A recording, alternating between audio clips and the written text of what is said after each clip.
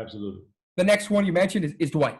We got to talk about Dwight. I mean, that, again, it's not like he wasn't Superman Dwight. I mean, he got a ring playing a role. And does that cement him as a player? No. He's what he was no matter what without the ring.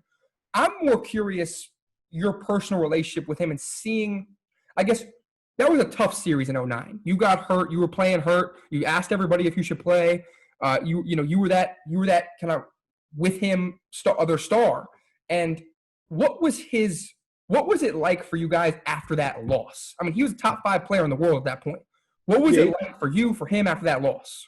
He was on the verge of being the best player, top 2 best players in the league at that point. And, he was playing phenomenal for us and out of his mind and playing his role during that time at a high level. It was one of those things. It's like we're young. When you look at the landscape of a career, we kind of got there at a fast time. We got to the finals. It didn't take us 10 years. You know what I'm saying? It didn't take it. It was like, 5-6 years, we got to the finals. Next year, we got to the conference finals. And the one thing that I remember Keon Dooling saying is he was, I don't even know when he said it, but he told us maybe a couple years before, cherish the moment of being on a good team because you don't know when it's ever going to happen again. And looking back on it, like, that's kind of what we did. We cherished those moments. We worked to get back, and we did. We fell a little short the next year. We got back to the conference finals. And the one thing is, we were relevant for a long time together.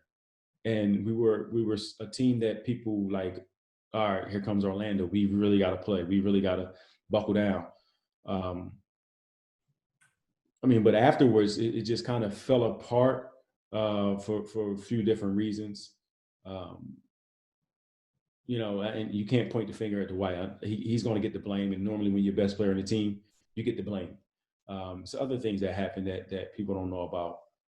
It was a collective effort, if I can say that. You know what I'm saying? It was collective. Like, you can't, like, put it like this. LeBron didn't win the championship by himself. Yeah. That organization did a great job of doing everything they could. Dwight didn't mess up Orlando by himself. We all played a part in it. We all could have done something better, while we were there.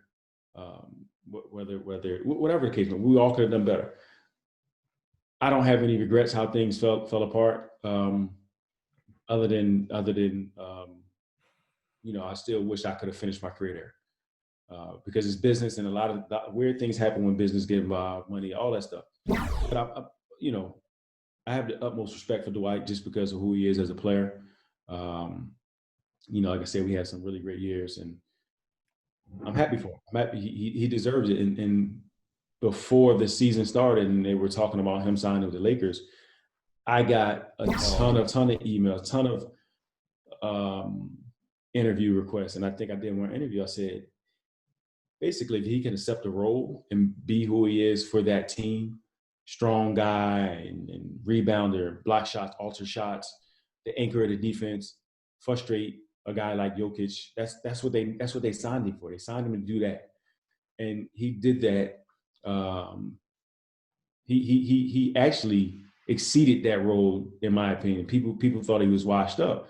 He's another guy who came back and showed people that mentally I'm ready, and physically I'm even more ready. On a personal note, do you have any plans to send a text or give him a call? I mean, I know you guys still have a relationship. I'll text a couple of those guys on that team. I just, I'm weird, man. Like, I'll wait a couple of weeks. I'll wait a month, just because I let it die down.